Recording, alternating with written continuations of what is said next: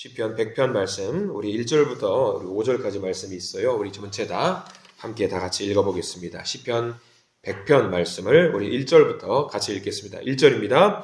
온 땅이여 여호와께 즐거운 찬송을 부를지어다. 기쁨으로 여호와를 섬기며 노래하면서 그의 앞에 나아갈지어다. 여호와가 우리 하나님이신 줄 너희는 알지어다. 그는 우리를 지으시니요 우리는 그의 것이니 그의 백성이요 그의 기르시는 양이로다. 감사함으로 그의 문에 들어가며 찬송함으로 그의 궁정에 들어가서 그에게 감사하며 그의 이름을 송축할지어다.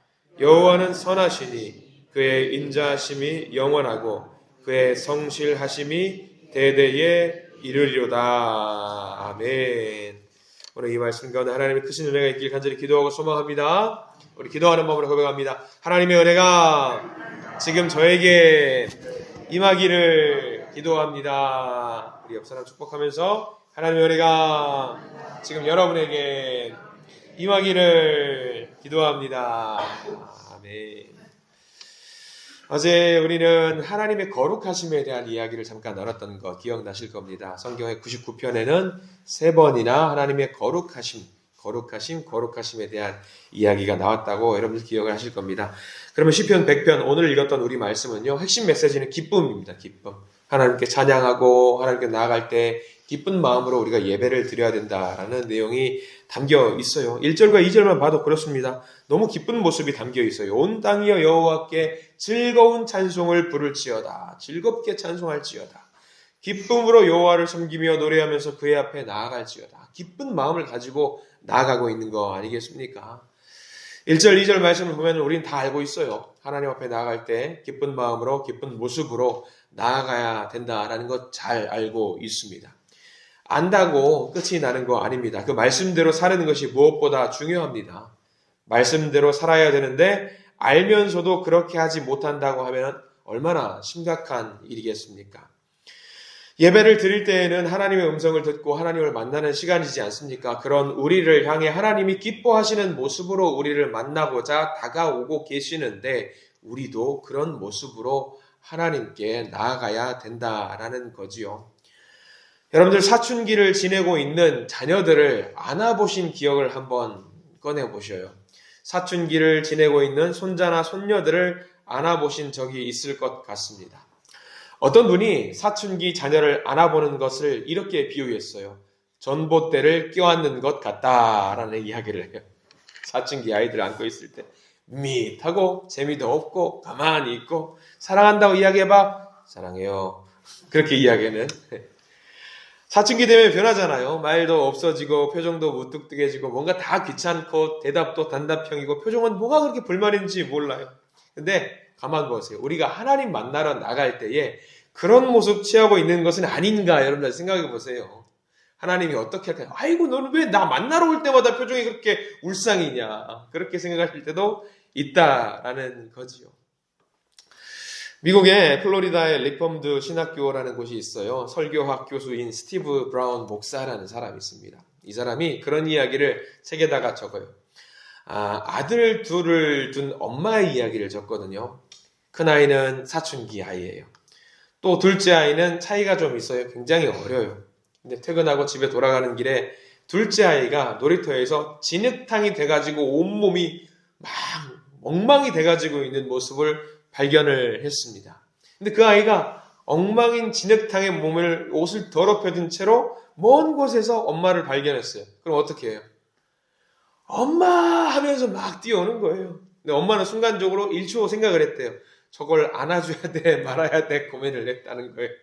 근데 어떻게 하겠어요? 여러분들이랑 어떻게 하시겠어요? 내 옷이 더러워지는 거하고 상관없이 아이가 달려오면 우리는 어떻게 해야 돼요? 기쁨으로 안아야지요. 기쁨으로 안아야 되는 거예요. 내 옷이 망가지는 게 뭐가 중요해요? 아이가 달려오고 있는데 기쁨으로 오고 있는데 나도 기쁨으로 안아줘야 되는 것이 아니겠습니까? 반대로 큰아이는 사춘기는 뻣뻣합니다. 감정도 없고 밋밋하고 그래요. 근데 이 이야기가 이 재미나는 이야기를 쓰면서 그 교수님이 그렇게 말해요. 이 이야기가 탕자의 이야기와 똑같다라는 거예요. 큰아이는 어때요? 뻣뻣하잖아요. 밋밋하잖아요. 불만 가득이에요. 근데 둘째 아이는 뭐예요? 방탕아예요. 죄를 지었어요. 아버지가 준 재산을 다 날리고 냄새 풀풀 나가지고 돌아왔어요. 근데 아버지가 어떻게 해요? 안아주잖아요. 기쁨으로 안아주잖아요. 얼마든지 안아주잖아요. 문제는 오히려 큰아들이에요. 말은 잘 듣는 것 같아요. 근데 불만이 많고 불평도 많아요. 얼마나 뻣뻣한지. 근데 그 모습이 누구 모습 같다고? 우리의 모습 같다라는 거예요. 우리의 모습. 차라리 죄가 많더라도 하나님 앞에 기쁨으로 달려가는 모습이 하나님이 좋아하시는 모습이라 그 이야기인 거죠. 우리가 큰아들의 모습으로 예배를 드릴 때가 많다라는 거고요. 오늘 말씀을 통해서 시편의 저자는 말하는 거예요. 하나님 앞에서 우리 그러지 말자. 그거예요. 뭐가 중요하냐? 하나님 우리들이 죄인인 거 하나님도 알아요. 그럼에도 불구하고 기쁨으로 예배의 자리로 초대하고 계신 하나님께 우리는 달려가야 된다라는 거예요. 기쁨으로 들이밀으라는 거죠. 그러면 된다라는 거예요. 우리들이 오해하는 것들이 있어요. 예배를 잘 드린다라고 했을 때에 1년 52주 주일 예배를 한 번도 빠지지 않고 다 참석하는 것이 하나님이 원하시는 예배일까? 1년 52주 사춘기 자녀처럼 뻣뻣하게 곧게 목소리는 퉁명스럽게 불평과 불만이 가득한 예배를 드린다면 그 예배는 바른 예배가 아닐 거 아닙니까? 아니, 비록 내가 죄인이지만 하나님 앞에서 환호하고 기쁨으로 천진난만하게 고함을 지르면서 찬양하는 모습, 오히려 하나님은 그런 모습을 기대하고 계시는 것은 아닐까? 그런 우리의 모습을 보면서 하나님 이렇게 물어보실지도 몰라요. 쟤는 왜 맨날 나만 보면은 화를 내는지 모르겠다고. 쟤는 왜 맨날 나만 보면은 무뚝뚝한 표정인지 모르겠다고. 분명히 어제 소고기 사 먹을 때는 밝은 표정이더만 왜 지금은 저렇게 우울한 표정인지 모르겠다고. 그런 표정을 지으면 안 된다라는 거예요. 그러니까 우리 시편 100편 말씀은요. 하나님과 대화하고 하나님을 만나고 하나님께 예배를 드릴 때는 가만히 있지 말자는 그 이야기를 하고 있는 거예요. 마치 다윗이 춤을 추면서 하나님께 나아가는 그 모습을 상상하시면 될 것 같아요. 예배당에 예배를 드리러 올 때, 하나님께 찬양을 하러 올 때, 드리러 올 때 마치 다윗처럼 하나님 앞에서 춤추러 가자라는 모습으로 예배당에 나온다면 하나님이 너무나도 좋아하실 것 같다. 그 이야기인 거죠. 근데 그렇잖아요. 우리 춤도 기분 좋을 때 추는 거잖아요. 그죠? 기분 좋을 때. 우리 삶이 매번 그렇게 기분 좋지는 않아요. 지칠 때도 있고 힘들 때도 있습니다. 항상 예배 드릴 때마다 환호성 지르면서 기쁨으로 나아갈 수 없어요. 그럴 때도 있어요. 근데 그게 가능한데 언제 가능하냐면 하나님, 여호와 하나님을 정확하게 알면 그게 가능하대요. 3절 말씀 보실래요, 여러분들? 우리 시편 100편 말씀에 3절 말씀을 보면 여러분 밑줄 그어야 될 부분이 하나 있어요. 3절을 먼저 같이 읽겠습니다. 시작. 여호와가 우리 하나님이신 줄 너희는 알지어다. 그는 우리를 지으신 이요 우리는 그의 것이니 그의 백성이요 그의 기르시는 양이로다. 자, 여기 어디 밑줄 그어야 될까요? 여호와가 우리 하나님이신 줄 너희는 알지어다. 우리가 어제 수요 예배 시간 통해서 잠깐 말씀을 나눴던 것이 있어요. 우리의 영적인 시야가 넓어지고 커져야 된다라는 말씀을 한번 드린 적이 있습니다. 세상적인 좁은 시야를 가지고 하나님을 바라보러 한다면 안 돼요. 하나님은 아는 만큼 보이거든요. 그러니까 하나님을 향해서 더 많은 애정과 관심을 통해서 더 많이 알게 되면은요, 하나님을 더 크게 더 많이 볼 수 있게 돼요. 더 많이 알게 되면은요, 우리 마음속에 뭐가 피어오르죠? 아는 만큼 기쁨이 피어오르는 거죠. 사랑하는 연인을 어떻게 하면 즐겁게 할 수 있을까? 그 사람은 무슨 색을 좋아할까? 어떤 것을 좋아하지? 취미가 뭐지? 어떤 선물을 좋아하지? 궁금해요. 하나씩 알아가면 그것을 연인들이 공유를 하면은요, 알아갈수록 어떤 마음이 드냐면 행복해요. 즐거워요. 기뻐요. 마찬가지죠. 우리 하나님이 뭘 좋아하실까? 하나씩 영적인 시야가 늘어나고 그것을 알게 되면은요, 우리 마음속에 아는 만큼 뭐가 생기냐면 기쁨이 늘어나요. 아는 것만으로도 행복해요. 너무 좋아요. 기뻐요. 저도 많이 오해했습니다. 기뻐야지만이, 내가 행복해야지만이 하나님께 찬양하면서 걸어갈 수 있다라고 생각했어요. 근데 그게 아니에요. 내 몸이 흙탕물이라고 할지라도 하나님 보고 우리는 기뻐할 수 있는 거예요. 내가 하나님을 아는 만큼. 슬퍼도 힘들어도 하나님을 알면은 기쁨이 용솟아 올라요. 아내가 아파 보니까 알겠더라고요. 투병 생활을 오래 같이 하다 보니까 내가 오히려 과거보다 옛날보다 더 절박한 마음으로 그리고 더 기쁜 마음으로 하나님께 나아가는 저를 발견했어요. 하나님께 나아가면은 힘들지만 어렵지만 기쁨을 주셔요. 야, 걱정하지 마. 걱정하지 마 하면서 기쁨을 주시더라고요. 꼭 기쁠 때만 하나님 앞에 춤을 추는 것이 아니구나. 슬프지만 어렵지만 하나님을 찾으면 하나님께 기뻐하면 하나님께 나아가면 절로 얼굴에 미소가 떠오르게 해주시는구나. 사실 집에 아픈 사람 있으면요 분위기가 전체적으로 다운돼요. 마음대로 기뻐하지 못해요. 혼자 웃을 수가 없어요. 근데 오늘 말씀처럼 주신 기쁨 붙들고 하나님 앞으로 나아가면은요 하나님이 역사하시는 것을 경험하게 되고요 하나님이 병든 몸을 만지는 걸 느끼게 돼요. 회복을 느끼게 돼요. 그러면요 시작은 이 가슴 속에 있는 작은 기쁨이었지만 이게 점점 가정이 바뀌더라고요. 기쁨으로 변화돼요. 만남과 교제의 자리가 달라져요. 생명을 주신 하나님을 경험하면요 얼굴이 밝아져요. 숨길 수가 없어요. 기쁠 수밖에 없죠. 미국 서부 시대에 금광을 발견하려고 사람들이 서부로 많이 갔대요. 그러다가 몇 사람이 금광을 발견했어요. 너무 기뻐요. 그래서 그 사람들이 3-4명이 시일을 정해두고 채굴 장비를 가져다가 함께 동시에 이 자리에 모여서 채굴을 합시다 약속을 했대요. 절대로 비밀로 하자고. 우리끼리만 이 금광에 대한 이익을 나누자고 했어요. 모두 동의를 했어요. 자, 약속 날짜에 정해진 장소에 모였어요. 문제가 생겼어요. 약속 날짜에 약속한 사람 말고도 너무나도 많은 사람들이 모여 있었던 거예요. 그 비밀을 지키기로 한 사람들이 서로 의심하면서 서로 다투기 시작했어요. 아니 왜 비밀을 지키지 않았냐고. 근데 3-4명이 아니 나 정말 아무한테도 말하지 않았다고. 정말 비밀을 지켰다고. 근데 어떻게 알았을까요? 거기 금광이 있다는 거 어떻게 알았을까요? 얼굴에 써 있어요. 나 금광 발견한 사람이라고 써 있는 거예요. 기쁘다고 나 행복하다고 써 있는 거예요. 그러니까 저 사람 뭐 있다. 보니까 따라와 보니까 여기 금광이 있다는 것을 알게 되는 거죠. 얼굴에 쓰여 있어요. 기쁨이 있는 사람은요 그렇게 온 몸에 쓰여 있는 거예요. 저도 그것을 고백해요. 저도 가끔 아내에게 이벤트를 준비해요. 기쁜 어떤 이벤트를 준비해서 작은 선물 같은 거 하나 준비해요. 특별한 날도 아니에요. 선물을 준비해요. 그러면 그날 아내가 저를 만나면 저는 아무렇지 않게 태연하게 대하는 것 같은데 아내가 먼저 말을 해요. 뭐예요? 먼저 물어봐요. 뭐 준비했네. 뭔지 알려줘요 빨리. 나 아무것도 준비 안 했다고. 아무것도 준비 안 했다고. 얼굴에 쓰여 있구만. 기쁨이 있으면은요. 하나님을 만나는 기쁨이 있으면 얼굴에 쓰여 있는 거예요. 말하지 않아도 저 사람 기쁘네, 저 사람 뭐 있네라는 것이 느껴지는 거죠. 세상 사람들이 하나님이 살아계신 걸 어떻게 알 수 있을까요? 우리 얼굴 보고 하는 거예요. 내 하나님은 살아계시다고, 내 하나님은 기쁨의 하나님이라고 내 얼굴 보면은 사람들이 야, 저 사람 뭘 믿고 저렇게 행복하냐? 아픈데 고통 가운데 있는데 기쁨이 넘치네. 뭘 보고? 내 얼굴 보고 우리는 세상 가운데 하나님을 알릴 수 있는 거죠. 금광이랑 비교할 수 있겠어요? 작은 이벤트와 비교할 수 있겠어요? 하나님 믿는 것은 비교할 수 없는 큰 기쁨이 있잖아요. 숨길 수 있다고요? 못 숨겨요. 숨길 수 없어요.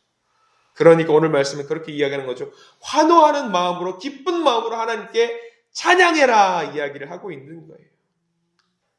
4절 말씀도 읽어보겠습니다. 하나님을 아는 성도는요 이 4절 말씀처럼 될 수밖에 없어요. 4절 말씀 같이 읽겠습니다. 시작. 감사함으로 그의 문에 들어가며 찬송함으로 그의 궁정에 들어가서 그에게 감사하며 그의 이름을 송축할지어다. 아멘. 하나님을 제대로 아는 성도는 이렇게 될 수밖에 없어요. 기쁨을 누릴 수밖에 없어요. 예배에 빠지지 않고 한 번도 결석하지 않는다고 해서 기쁨을 누리는 것이 아니에요. 열심히 했는데도 불구하고 기쁨을 누리지 못하는 사람 많아요. 핵심은 어디 있냐면 내 마음속에 예수 그리스도를 모시느냐 모시지 않느냐에 있는 거죠. 중심이 예수 그리스도여야 합니다. 하나님께서 우리에게 환호성을 지르면서 나와서 기쁨의 찬송을 부르라고 하시는 이유, 하나님이 우리 보고 너무 기뻐하시니까 그래요. 하나님이 우리를 보시고 그렇게 기뻐하시는데 우리가 가만히 있어서야 되겠습니까? 우리들의 자녀들을 보시면 여러분들 어떠세요? 기쁘잖아요. 내 자녀들 보면 기쁘잖아요. 말 안 듣고 속 썩일 때 있습니다. 알아요.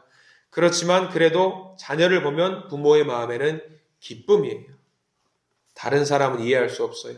내 아들이 인물이 잘나서 그런 게 아니라, 공부를 잘해서 그러는 게 아니라, 뭘 잘해줘서 그러는 게 아니라 조건이 없어요. 그냥 내 자녀니까 기쁜 거예요.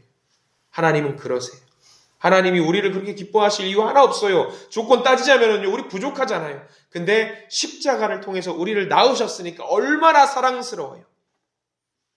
스바냐 3장 17절 이런 말씀이 있어요. 여러분들이 아시는 말씀이거든요. 스바냐 3장 17절. 너희 하나님 여호와가 너희 가운데에 계시니 그는 구원을 베푸실 전능자시라. 그가 너로 말미암아 기쁨을 이기지 못하시며 너를 잠잠히 사랑하시며 너로 말미암아 즐거이 부르며 기뻐하시리라. 하나님이 우리 보고 이렇게 기쁘시대요. 이렇게 웃고 계신대요. 이렇게 행복하지, 얼마나 기쁘냐면 감당하지 못할 정도로, 숨기지 못할 정도로 기쁘시대요. 그럼 우리는 어떻게 해야 돼요? 우리도 기뻐해야지요. 하나님 웃고 계시는데. 철로역정이란 책 여러분들 아실 겁니다. 존 버년이라는 사람이 쓴 철로역정. 거기 2부에 이런 내용이 나와요. 크리스천의 아내 크리스티나라는 여성이 있어요. 어떤 자비라는 이름하고 있는 여성과 같이 천국 길을 가요. 천국 가는 길이 좀 힘들어요. 얼마나 힘들겠어요. 근데 어느 날 노상에서 그 자비라고 하는 이름을 하는 여인이 잠을 자는 모습을 주인공이었던 크리스티나가 봅니다. 근데 그 여인이 자는 모습이 너무 환하게 자는 거예요. 무슨 꿈을 꾸고 있는 것 같은데 이렇게 어려운 상황 속에서 해맑게 웃으면서 잘 수 있을까? 그래서 그 자비라는 여인이 일어났을 때 물어봤어요. 아니, 왜 그렇게 환하게 웃느냐고. 그러더니 그 여인이 잠자면서 꿈꾸는 이야기를 해줘요. 자기가 하나님을 만나러 가는데 너무 남루하고 더러운 옷을 입고 있대요. 자기 마음을 말하는 것 같아요. 내가 너무 더럽고 내가 추악하고 나 이거 어떡하지? 하나님 만날 수 있을까? 너무 안타까워서 울고 있었대요. 그 여인이. 근데 한 천사가 다가와요. 그리고 묻더래요. 당신 왜 그렇게 울고 있냐고. 제가 너무 더러워서요. 하나님을 만날 수 없을 것 같아서요. 그러더니 천사가 말을 해요. 평강이 너에게 있을지어다. 손수건으로 눈물을 닦아주면서 금과 은으로 만든 옷을 입혀주고 면류관을 씌워주고 목걸이를 해주고 손을 잡고 따라오라고 해요. 천사가. 그리고 천사를 따라가는데 황금문이 나타나요. 닫혀있어요. 천사가 말을 하니까 문이 열려요. 안에는 너무 눈부셔서 볼 수 없이 찬란한 빛으로 충만한 세계가 있어요. 그 길을 천사와 함께 걸어가는데 보좌가 있어요. 보좌에 앉으신 분이 말씀을 하세요. 내 딸아, 환영한다. 잘 왔다. 그러면서 그 자비라는 여인이 말해요. 그 말씀을 듣는데 어떻게 웃지 않을 수가 있어요. 그 말씀을 듣는데 어찌 기뻐하지 않을 수가 있어요. 그 이야기를 고백하는 거예요. 근데 그 이야기가 그 자비라는 여인의 이야기가 아니라 저와 여러분들의 이야기인 줄 믿으시기 바랍니다. 하나님이 기다리고 계세요. 웃으면서 어서 와라 어서 와라. 나 너 기다렸다. 얼마나 기뻐요 우리가. 그렇게 오늘 성경 말씀 여호와가 우리 하나님이신 줄 너희는 알지어다. 알면은요. 그래서 그 아는 대로 고백하고요. 아는 대로 신앙을 하고요. 찬양을 하면은요. 기쁠 수밖에 없어요. 기쁠 수밖에. 여러분들이 기쁨의 원천이라는 사실을 믿으시기 바랍니다. 그래서 하나님을 정확하게 알고 하나님을 기쁨으로 알고 하나님을 따라가시는 우리 믿음의 성도님 되시기를 축원합니다.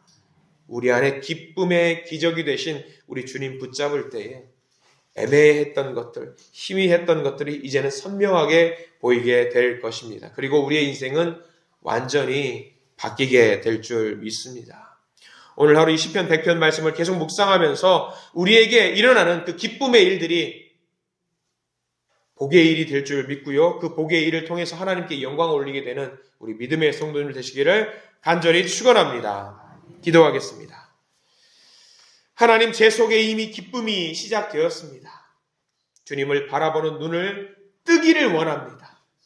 내 속에 기쁨이 넘치게 만드실 하나님의 역사하심을 알고 있고 이제 더 많이 알고 싶습니다. 우리 주변에 슬프고 낙심한 사람들이 가득합니다.